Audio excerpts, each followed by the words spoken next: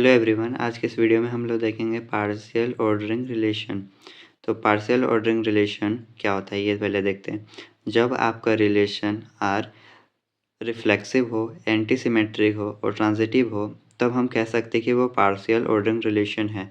जैसे हमने यहाँ एक सेट लिया है 1 2 3, फिर हमने यहाँ पे लिया है रिलेशन R1 1 1 2 2 और 3 3। यहाँ पे देखा जाए तो 3 एलिमेंट है 1 2 एंड 3। तो हम रिफ्लेक्सिव किसे कहेंगे? जब आपका एक एलिमेंट खुद के एक एलिमेंट के साथ पेयर में हो, लाइक 1 1 के साथ, 2 2 के साथ, 3 3 के साथ। तो यहाँ पे है 1 1 के साथ, 2 2 के साथ है और 3 3 के साथ है, यानी कि हम कह सकते हैं कि ये रिफ्लेक्सिव है।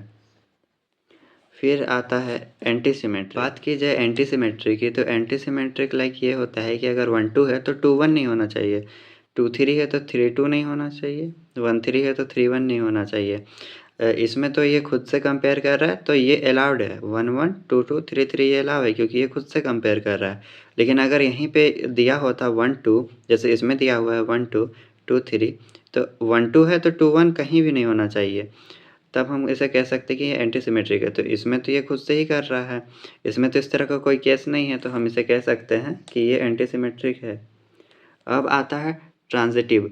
ट्रांजिटिव ये होता है लाइक अगर 1 2 है, 2 3 है तो 1 3 होना ही चाहिए, तब हम उसे कहेंगे ट्रांजिटिव। तो इसमें वो वाला केस है नहीं, तो ये बाय डिफ़ॉल्ट ट्रांजिटिव है, इसे हम कह देंगे कि ये ट्रांजिटिव है। अब अगर R2 में देखा जाए तो ये खुद के साथ कंपेयर कर रहा है, तो ये रिलेटिव भी होगा, रिफ्लेक्सिव जिसे हम कहें तो रिफ्लेक्सिव होगा।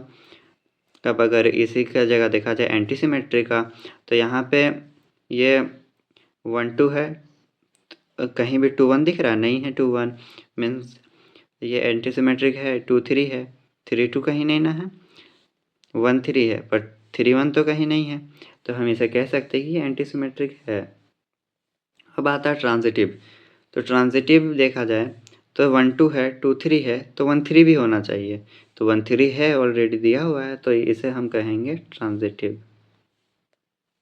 हम लोग यहाँ पे एक एग्जांपल क्वेश्चन को देखते हैं, जिससे चीज़ें और भी क्लियर हो जाएगी। तो कह रहा है कि ये एक सेट है रियल नंबर का, तो रियल नंबर का एक सेट ले लेते हैं, ठीक है।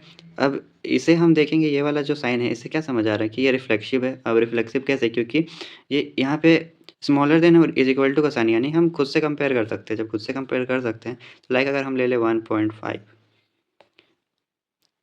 Smaller than is equal to 1.5, ये खुद से कंपेयर हुआ है, तो इसे हम कह सकते हैं कि ये क्या है? रिफ्लेक्सिव है।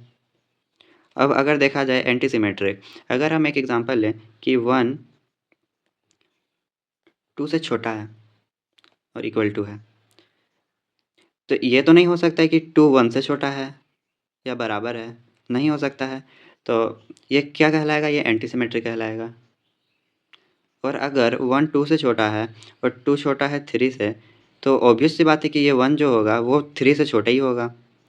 अगर एक बेटा है वो अपने बाप से छोटा है, तो ऑब्वियस सी बात है वो अपने दादा से भी छोटा ही होगा, तो वही कह रहा है। तो हम इसे कह सकते हैं कि ये रिफ्लेक्सिव है, एंटी सिमेट्रिक है और ट्रांजिटिव है। आई होप आपको ये तीनों चीज़ समझ आए होगी। चीज़ें और रिमाइंड कर देता हूँ जिससे आपको ये चीज़ और क्लियर हो जाए। लाइक रिफ्लेक्सिव ये होता है कि आप खुद से कंपेयर करते हैं, तो ये खुद से कंपेयर हो रहा है इसलिए ये रिफ्लेक्सिव है। अब एंटी सिमेट्रिक ये इसलिए है क्योंकि अगर जैसे इसमें ये केस आया है कि ये 1 2 से छोटा है, तो क्या इसमें इस तरह का केस आएगा कि ये जो 2 होगा वो छोटा होगा 1 से? ऑब्वियस बात है, आप सब जानते हैं कि 2 1 से छोटा हो ही नहीं सकता है। क्या बाप अपने बेटे से छोटा हो सकता है? नहीं ना। तो सिंपली ये इसमें सिमेट्रिक वाला केस आएगा नहीं, तो ये एसिमेट्रिक हो जाएगा, इस चलते ये एसिमेट्रिक है।